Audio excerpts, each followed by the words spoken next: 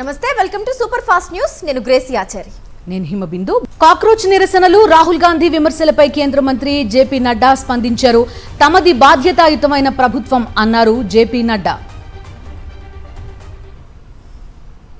आरोप प्रत्यारोप नहीं होना चाहिए। हम इस समस्या का किस तरीके से निदान कर सकते हैं उसके बारे में हमको सोचना चाहिए और पार्लियामेंट सबसे उपयुक्त फोरम है जहां हम गहराई से इसकी चिंतन कर सकते हैं। ड्यूरेशन विपक्ष तय करे और उसमें हर एक एस्पेक्ट्स के बारे में चर्चा हो और हम कोई ठोस नीति लेकर के आए, क्योंकि बच्चे कोई हमारे हैं आपके हैं, वो देश के भविष्य हैं और देश के भविष्य की चिंता करना हमारी जिम्मेवारी है और हमारी जिम्मेवारी में सरकार के साथ साथ विपक्ष की जिम्मेवारी भी है। దేశంలో విద్యా వ్యవస్థను కేంద్రం నిర్వీర్యం చేసిందని మండిపడ్డారు కాంగ్రెస్ ఎంపీ రాహుల్ గాంధీ. గత 10 ఏళ్లలో 152 పరీక్షల ప్రశ్నాపత్రాలు లీక్ అయ్యాయని ఆరోపించారు. శాంతియుతంగా నిరసనలు చేస్తున్న వారిపై ఈ ప్రభుత్వం లాఠీ చార్జ్ చేయించిందంటూ ధ్వజమెత్తారు. పార్లమెంట్లో మాట్లాడేందుకు కేంద్రం అవకాశం ఇవ్వట్లేదని, అందుకే విద్యార్థులకు మద్దతుగా వేధుల్లోకి వచ్చామన్నారు రాహుల్. విద్యార్థుల కోసం ఎన్ని దెబ్బలు తినడానికైనా సిద్ధమన్నారు రాహుల్ గాంధీ. धर्मेंद्र प्रधान एक सिंबल है. Dharmendra Pradhan is a symbol and the students have pain about how they have been treated. That symbol has to be removed. ఆదాయానికి మించిన ఆస్తుల కేసులో తెలంగాణ ట్రాన్స్కో డీఈ ముత్యం వెంకటరమణను ఏసీబీ అరెస్టు చేసింది. 400 కోట్ల అక్రమాస్తులను గుర్తించింది ఏసీబీ. 10 అపార్ట్మెంట్లలో 20 కోట్ల పెట్టుబడులు పెట్టినట్టు ఏసీబీ గుర్తించింది. శేర్లింగంపల్లి, కూకట్పల్లిలో 4 ఫ్లాట్లు, ఆంజనేయ నగర్లో G+3, బేగంపేటలో G+5 కమర్షియల్ బిల్డింగ్లు ఉన్నట్టుగా ఏసీబీ గుర్తించింది.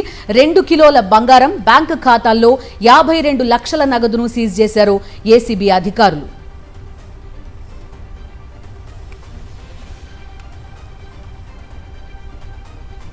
వైఎస్ఆర్సీపీ నేతలపై కూటమి కుట్రలు కొనసాగుతూనే ఉన్నాయి. తాజాగా శ్రీకాకుళం జిల్లా పలాసలో మాజీ మంత్రి సీదిరి అప్పలరాజును పోలీసులు అదుపులోకి తీసుకున్నారు. కాశీబుగ్గ పిఎస్ కు తరలించారు పోలీసులు. కేసుతో సంబంధం లేకపోయినా కక్ష సాధిస్తున్నారంటూ వైఎస్ఆర్సీపీ శ్రేణులు ఆగ్రహం వ్యక్తం చేశారు. పోలీసుల తీరుపై వైఎస్ఆర్సీపీ కార్యకర్తలు మండిపడుతున్నారు. ఇటీవల విశాఖలో మత్స్యకారుల గల్లంతుపై కూటమి ప్రభుత్వాన్ని నిలదీశారు అనే కక్షతోనే సీదిరి అప్పలరాజును అదుపులోకి తీసుకున్నారని వైఎస్ఆర్సీపీ శ్రేణులు చెబుతున్నాయి. సీదిరి వెంట పిఎస్ కు ఆయన సతీమణి శ్రీదేవి, లాయర్ బాలరాజు వెళ్లారు. కాశీబుగ్గ పిఎస్ కు భారీగా చేరుకున్నారు వైఎస్ఆర్సీపీ కార్యకర్తలు.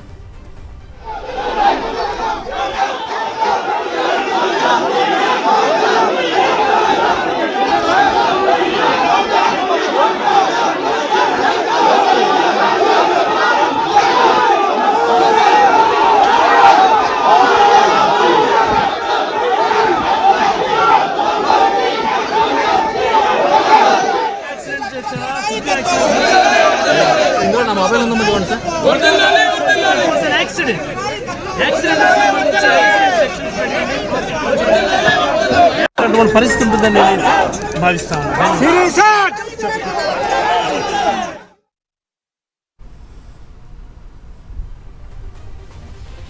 శ్రీకాకుళం జిల్లా పలాసలో వైఎస్ఆర్సీపీ భారీ ర్యాలీ నిర్వహించింది.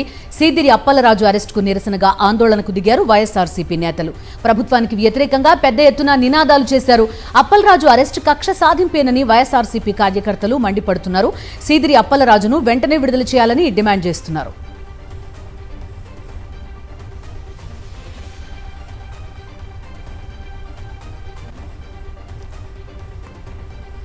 మాజీ మంత్రి అప్పలరాజు అక్రమ అరెస్టుపై మాజీ మంత్రి ధర్మాన ప్రసాదరావు ఆగ్రహం వ్యక్తం చేశారు. వైఎస్ఆర్సీపీలో ఉండడం, మంత్రిగా పనిచేయడమే అప్పలరాజు చేసిన నేరమా అని కూటమి ప్రభుత్వాన్ని ప్రశ్నించారు. డాక్టర్ అప్పలరాజు గారు చేసిన నేరం ఏంటి? ప్రధానమైనటువంటి ప్రతిపక్షంలో అతను ఉండడమేనా? లేదు గడిచిన కాలంలో వైఎస్ఆర్ కాంగ్రెస్ పార్టీ ప్రభుత్వంలో మంత్రిగా ఉండడమా? లేదు మీరు చేస్తున్నటువంటి అడ్డగోలు వ్యవహారాల్ని ప్రజాస్వామ్యంలో తనకున్నటువంటి అవకాశాల మేరకు ప్రజలకు తెలియజేసి చైతన్యవంతుల్ని చేసేటువంటి కక్షతో మీరు చేస్తున్నారా? ఇది చాలా విడ్డూరంగా ఉంది.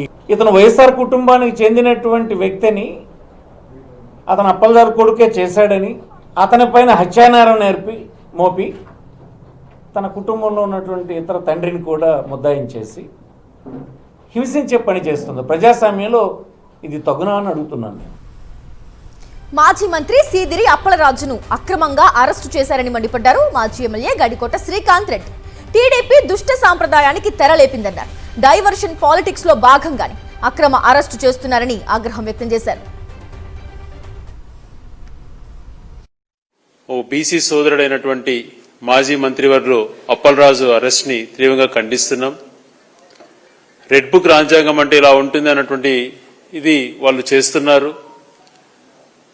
వీటిపైన వ్యవస్థలపైన నమ్మకం పోయేటువంటి పరిస్థితి వస్తుంది. ఒక రోడ్డు ప్రమాదాన్ని వాళ్ళ ఇష్టానుసారంగా డైవర్ట్ చేసుకుంటూ వాళ్ళ పార్టీ ఆఫీసులలో కూర్చొని ట్రయల్ గా నిర్వహించినట్టో లేకపోతే వాళ్ళ పత్రికలలో వచ్చేటువంటి వార్తలను తీసుకుని అదే ఎఫ్ఐఆర్లుగా మార్చుకుంటూ వేధిస్తున్నటువంటి ఈ క్రమం చూస్తే నిజంగా చాలా బాధ కలుగుతుంది. కూటమి ప్రభుత్వం హయాంలో కొనుగోళ్లలో నో బిడ్లు పెట్టడం, పెద్ద ఎత్తున బేళ్లను తిరస్కరించడం ద్వారా రైతులను మరింత నష్టపరుస్తున్నారన్నారు వైఎస్ఆర్సీపీ అధ్యక్షుడు వైఎస్ జగన్మోహన్ రెడ్డి. వ్యాపారులంతా సిండికేట్ గా ఏర్పడి ధరలు తగ్గిస్తున్న ప్రభుత్వం ప్రేక్షక పాత్ర పోషిస్తోందని ఫైర్ అయ్యారు. లో బిడ్స్, భారీగా బేలు రిజెక్ట్ చేయడము ఇవన్నీ కూడా కనిపిస్తా ఉన్నా కూడా ఇంతవరకు చంద్రబాబు నాయుడు గారి ప్రభుత్వము ఈ కంపెనీలు ఏదైతే ప్లాట్ఫామ్ మీదకి వచ్చి ఆక్షన్లో పార్టిసిపేట్ చేస్తా ఉన్నారో వీళ్ళు మాట వినకపోయినా కూడా వీళ్ళ మీద ఎన్ని కేసులు పెట్టినారు? ఇంతవరకు కేసులు పెట్టింది లేదు. ఎన్ని లైసెన్సులు సస్పెండ్ చేసినారు? ఇంతవరకు లైసెన్సులు సస్పెండ్ చేసింది లేదు. ఎంతమందిని బ్లాక్ లిస్ట్ చేసినారు? ఇంతవరకు బ్లాక్ లిస్టులు చేసింది లేదు. ఏ రకమైన భయము పెట్టుకోకుండా మార్కెట్ను రంగప్రవేశం చేయనీయకుండా మొత్తం అడ్డుకుంటే చంద్రబాబు నాయుడు గారు ఇక రైతులకు ఏ రకంగా లాభం జరుగుతుంది? రైతులకు లాభం జరగాలి అని అంటే రెండు జరగాలి. ఒకటి, మార్కెట్ రంగప్రవేశం చేసి గవర్నమెంట్ రైతుల తరపున నిలబడడానికి సీరియస్గా ఉంది అన్న మెసేజ్ పోవాలా. రెండోది, ఎవరైతే లైసెన్స్ దారులు ఉన్నారో వాళ్ళందరికీ లైసెన్సులు ఎందుకు ఇచ్చినారు? వాళ్ళందరూ పలానా రేటుకు కొనుక్కుంటాము, ఇంత పంట మీరు వేయండి అని చెప్పి వాళ్ళు చెప్పిన నేపథ్యంలోనే రైతులందరూ కూడా పంట వేసినారు. ఇంత క్వాంటిటీ మేము కొనుక్కుంటాము, ఇంత క్వాంటిటీకి మీరు వేయండి అని వాళ్ళు చెప్తేనే కదా మనం పంట కూడా వేసినాం. మరి వాళ్ళు చెప్పిన ఆ క్వాంటిటీ కొనుగోలు చేస్తామని చెప్పి అష్యూరెన్స్ ఇచ్చిన క్వాంటిటీ కూడా మనకు రైతులకు నష్టపోకుండా లాభం వచ్చే రేటుకు వాళ్ళు కొనుగోలు చేయాలి కదా. అది వాళ్ళ నైతిక బాధ్యత కదా. ఆ బాధ్యతను వాళ్ళు విస్మరించినప్పుడు ప్రభుత్వం చూస్తూ ఊరుకోదు. ఈ రకంగా సిండికేట్ ఫామ్ అయితే ప్రభుత్వం ఒప్పుకోదు, ఈ రకంగా సిండికేట్ ఫామ్ అయితే ప్రభుత్వం చూస్తూ ఊరుకోదు అన్న సంకేతం ఎప్పుడైతే ఇవ్వగలుగుతామో అప్పుడే ఇది బ్రేక్ అవుతుంది. అప్పుడే ఈ సిండికేట్ వ్యవస్థ అన్నది బ్రేక్ అవుతుంది. అప్పుడే రైతులకు అన్నది న్యాయం జరుగుతుంది. చంద్రబాబు నాయుడు గారి ఆధ్వర్యంలో ప్రభుత్వం నడుస్తూ ఉన్నప్పుడు ఎప్పుడు జరగదు.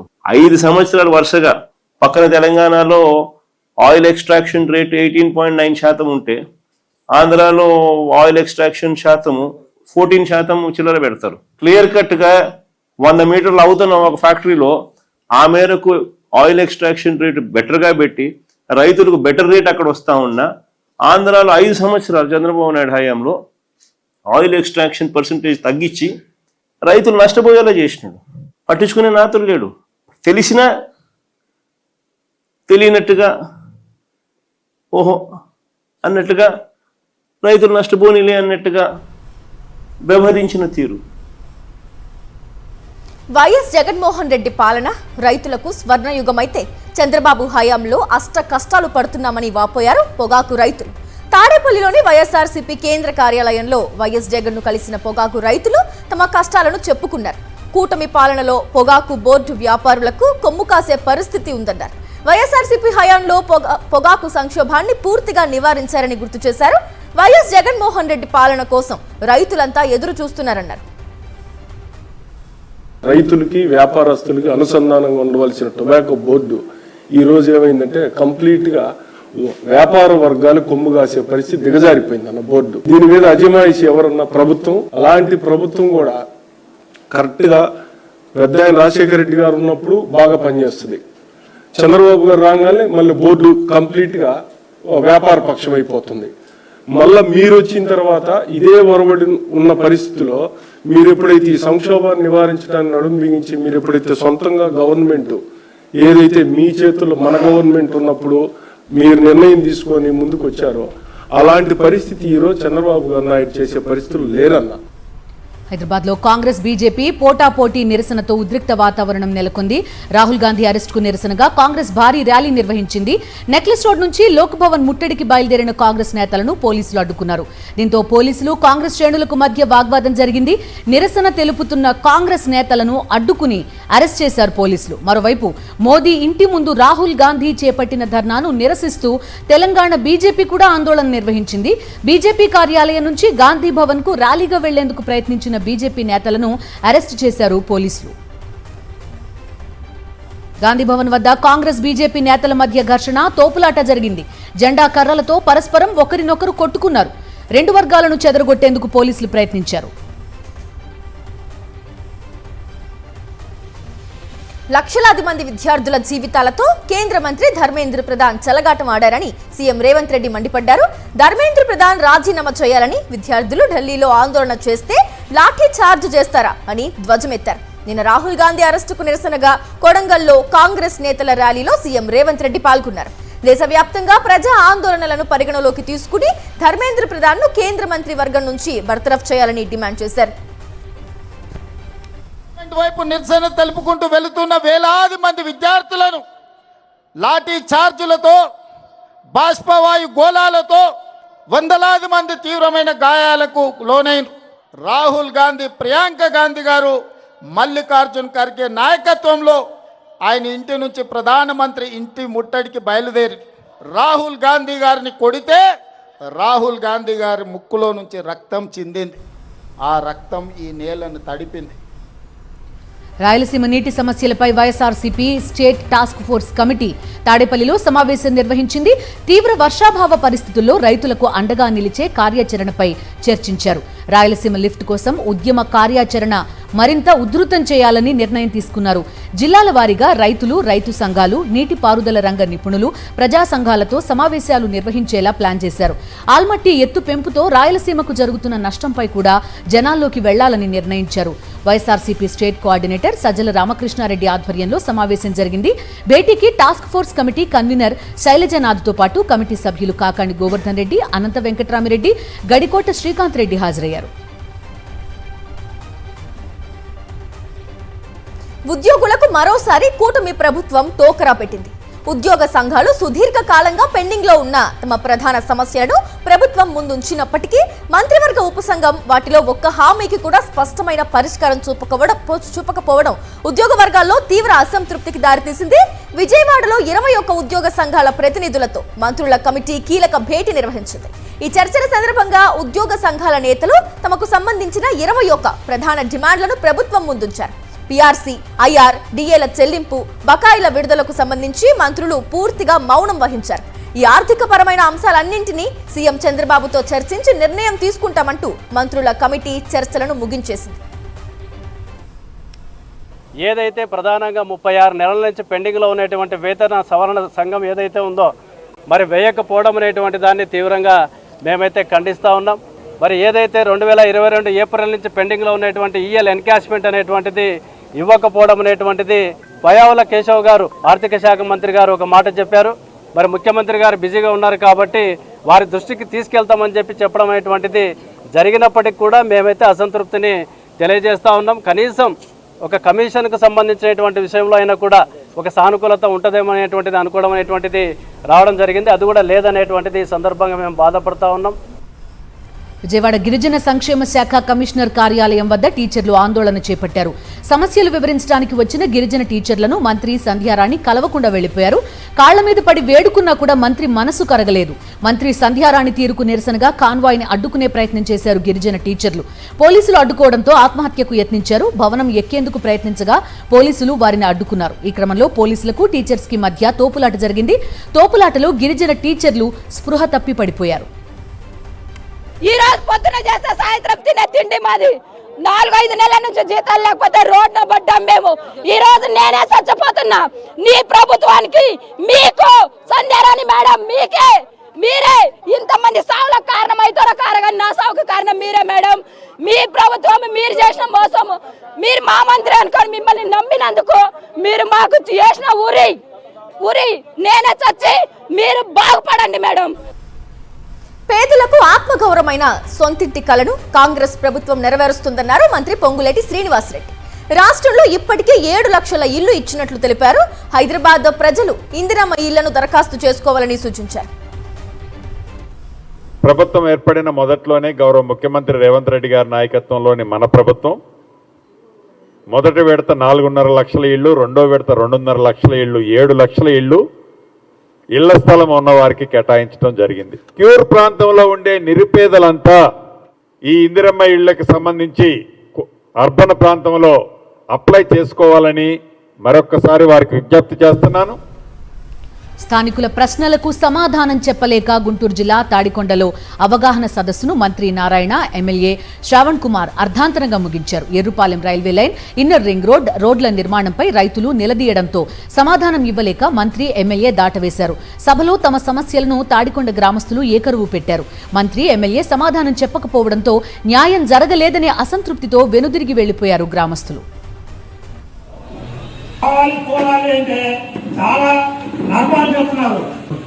తుళ్ళూరు రోడ్డు ఆల్రెడీ 10 నుంచి తుళ్ళూరు వర్క్ చేస్తున్నారు.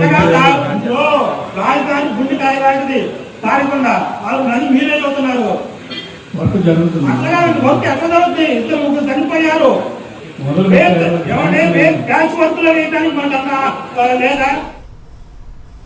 వైఎస్ఆర్సీపీ నేతలపై కూటమి ప్రభుత్వ వేధింపులు ఆగడం లేదు. తాజాగా మాజీ ఎమ్మెల్యే జక్కంపూడి రాజాకు కర్నూలు పోలీసులు నోటీసులు ఇచ్చారు. ఈ నెల 28న విచారణకు హాజరు కావాలని నోటీసుల్లో తెలిపారు. ఇటీవల కర్నూలులో ధర్నాలో పాల్గొన్నారు జక్కంపూడి రాజా. అనుచిత వ్యాఖ్యలు చేశారని తప్పుడు కేసులు బనాయించింది కూటమి ప్రభుత్వం. కక్ష సాధింపులో భాగంగా జక్కంపూడి రాజాకు నోటీసులు ఇచ్చారని వైఎస్ఆర్సీపీ శ్రేణులు ఆగ్రహం వ్యక్తం చేస్తున్నారు. విపక్షాల ఆందోళనలతో వరుసగా 3వ రోజు ఉభయ సభల్లో వాయిదాల పర్వం నడిచింది. పేపర్ లీక్స్ పై చర్చకు డిమాండ్ చేస్తూ విపక్షాలు నిరసనలతో లోక్సభను హోరెత్తించాయి. దీంతో తొలుత 12 గంటల వరకు సభ వాయిదా పడింది. తిరిగి ప్రారంభం కాగానే కాంగ్రెస్ జనరల్ సెక్రటరీ కేసీ వేణుగోపాల్ వాయిదా తీర్మానాలపై ప్రశ్నించారు. దీనికి కౌంటర్ ఇచ్చిన కేంద్ర మంత్రి కిరణ్ రిజిజు ప్రశ్న పత్రాల లీకేజ్ పై చర్చకు కేంద్రం సిద్ధంగా ఉందని స్పష్టం చేశారు. ధర్మేంద్ర ప్రధాన్ రాజీనామా తరువాతే చర్చ ప్రారంభించాలని విపక్షాలు పట్టుపట్టడంతో మళ్లీ సభ 2 గంటల వరకు వాయిదా పడింది. వాయిదా అనంతరం సభ తిరిగి మొదలైన ఇదే పరిస్థితి కొనసాగింది. విపక్షాల నిరసన కొనసాగించడంతో లోక్సభను రేపటికి వాయిదా వేశారు ప్యానెల్ స్పీకర్. రాజ్యసభ కూడా ఇదే పరిస్థితుల్లో వాయిదా పడింది. పేపర్ లీక్స్ కు నిరసనగా ఆందోళన ఉధృతం చేసింది కాంగ్రెస్. పార్లమెంట్ ముఖద్వారం వద్ద కాంగ్రెస్ ఎంపీలు ధర్నా చేపట్టారు. నల్ల దుస్తుల్లో నిరసన వ్యక్తం చేశారు. రాహుల్ గాంధీ, ప్రియాంక వాద్రా సహా కాంగ్రెస్ ఎంపీలంతా బ్లాక్ డ్రెస్సుల్లో పార్లమెంట్కు వచ్చారు. సమాజ్వాదీ పార్టీ అధినేత అఖిలేష్ యాదవ్ సహా పలువురు విపక్ష సభ్యులు రాహుల్ గాంధీతో కలిసి నిరసనలో పాల్గొన్నారు. డిమాండ్లు నెరవేరిస్తేనే నిరాహార దీక్ష విరమిస్తానని తేల్చి చెప్పేశారు సోనం వాంగ్చుక్. నిరసనకారులపై ప్రభుత్వం ఎలాంటి చర్యలు తీసుకోబోమని హామీ ఇవ్వాలని కేంద్రానికి లేఖ రాశారు ఆయన. శాంతియుత నిరసనలు చేస్తున్న విద్యార్థుల ఉద్యమాన్ని విరమించి ప్రభుత్వంతో చర్చలు జరపాలని వాంగ్చుక్ లేఖలో కోరారు. నీట్ బాధిత కుటుంబాలకు పరిహారం ఇవ్వాలని, పార్లమెంట్లో అర్థవంతమైన చర్చ జరగాలని కోరారు. ధర్మేంద్ర ప్రధాన్ రాజీనామా డిమాండ్ను పరిగణలోకి తీసుకోవాలన్నారు వాంగ్చుక్. ఢిల్లీ జంతర్ మంతర్ వద్ద సీజేపీ చేస్తున్న నిరసన కొనసాగుతోంది. విద్యార్థులపై పోలీసుల లాఠీ చార్జిని నిరసిస్తూ మరో వినూత్న నిరసనకు దిగింది సీజేపీ. పోలీసుల లాఠీ చార్జ్ సందర్భంగా చెల్లాచెదురుగా పడిపోయిన చెప్పులను సేకరించి ఒకచోట చేర్చారు. కేంద్ర ప్రభుత్వ తీరుకు ఈ చెప్పులే నిదర్శనం అంటూ సీజేపీ నేతలు నిరసన వ్యక్తం చేశారు.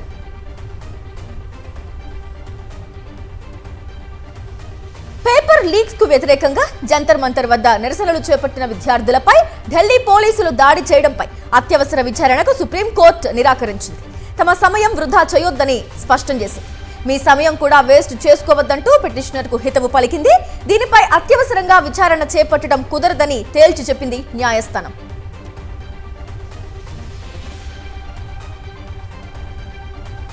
అటు ఢిల్లీ పోలీసుల తీరుపై ఢిల్లీ హైకోర్టు ఆగ్రహం వ్యక్తం చేసింది. జంతర్ మంతర్లో లాఠీ చార్జ్పై సీరియస్ అయింది ఢిల్లీ హైకోర్టు. కేంద్రం ఢిల్లీ పోలీసులకు నోటీసులు ఇచ్చింది. సీజేపీ నిరసన వీడియోలు భద్రపరచాలని ఆదేశించింది. పబ్లిసిటీ కోసం పిటిషన్లు వేశారన్న అడిషనల్ సొలిసిటర్ జనరల్ వ్యాఖ్యలపై హైకోర్టు మండిపడింది. పబ్లిసిటీ అని ఎలా అంటారు అని ప్రశ్నించింది. తదుపరి విచారణ సెప్టెంబర్ 11కు వాయిదా వేసింది న్యాయస్థానం.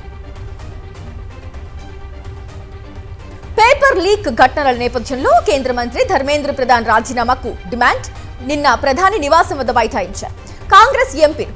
ఈ క్రమంలో రాహుల్ గాంధీని ఢిల్లీ పోలీసులు బలవంతంగా అదుపులోకి తీసుకోవడంపై కాంగ్రెస్ ఆగ్రహం వ్యక్తం చేసింది. ఈ రోజు దేశవ్యాప్తంగా లోక్ భవన్ల ముట్టడులు చేపట్టింది. అటు బీజేపీ కూడా కౌంటర్ ఆందోళనలకు దిగింది. రాహుల్ గాంధీకి వ్యతిరేకంగా కాంగ్రెస్ కార్యాలయాల వద్ద నిరసన ప్రదర్శనలు చేసింది BJP.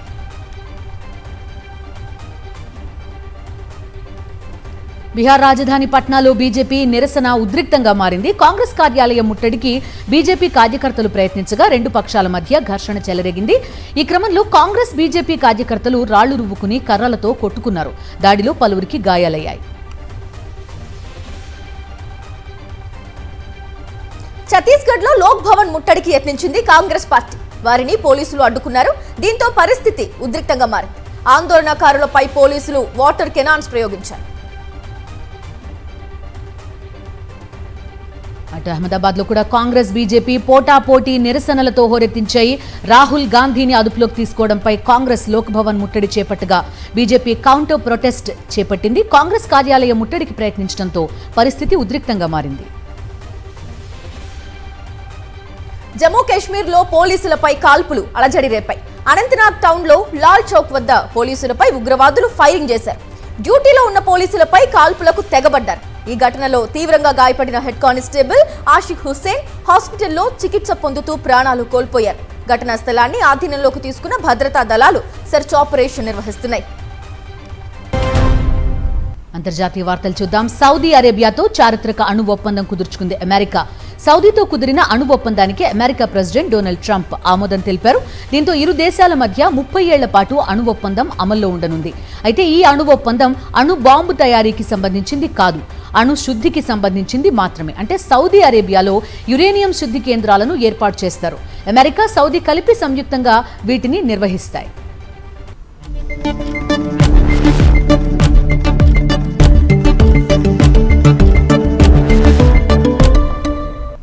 Moving on to business updates. అంతర్జాతీయ మార్కెట్లో ముడి చమురు ధరలకు మళ్లీ రెక్కలొచ్చాయి. బ్రెంట్ క్రూడ్ ఆయిల్ ధర బ్యారెల్ మళ్లీ $95 దాటింది. గడిచిన 6 వారాల్లో ఈ మార్కు దాటడం ఇదే తొలిసారి. పశ్చిమాసియాలో మరోసారి ఉద్రిక్తత పరిస్థితులు తలెత్తడంతో ఈ పరిస్థితి నెలకొంది. అటు వెస్ట్ టెక్సాస్ ఇంటర్మీడియట్ రకం కూడా $88 స్థాయికి చేరింది. దేశీయ స్టాక్ మార్కెట్ సూచీలు భారీ నష్టాల్లో ముగిశాయి. పశ్చిమాసియా ఉద్రిక్తతల కారణంగా క్రూడ్ ఆయిల్ ధరలు భారీగా పెరగడం సెంటిమెంట్ ని దెబ్బతీసింది. 715 పాయింట్లు నష్టపోయింది సెన్సెక్స్. 76,755 వద్ద స్థిరపడింది. నిఫ్టీ 191 పాయింట్ల నష్టంతో 23,996 వద్ద ముగిసింది.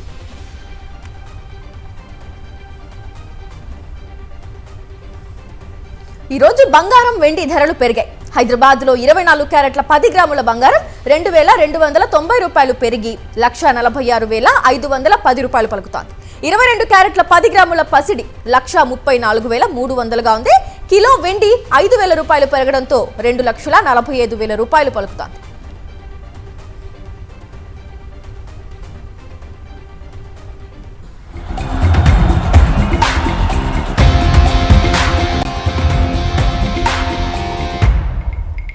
భారత తుది జట్టులో చోటు దక్కకపోవడంతో కీలక నిర్ణయం తీసుకున్నాడు స్టార్ స్పిన్నర్ కుల్దీప్ యాదవ్.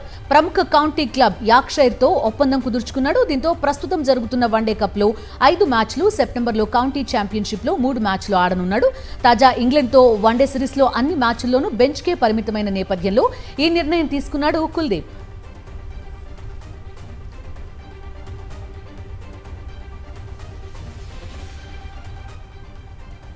ఇవి వాటి super fast news updates. Kadambari Jatwani blackmailer అని తేల్చేసింది సిఐడి. మరి కక్షపూరితంగా వ్యవహరించిన ఐపీఎస్ల పరిస్థితి ఏంటి? మ్యాగజైన్ స్టోరీలో చూద్దాం. Stay tuned.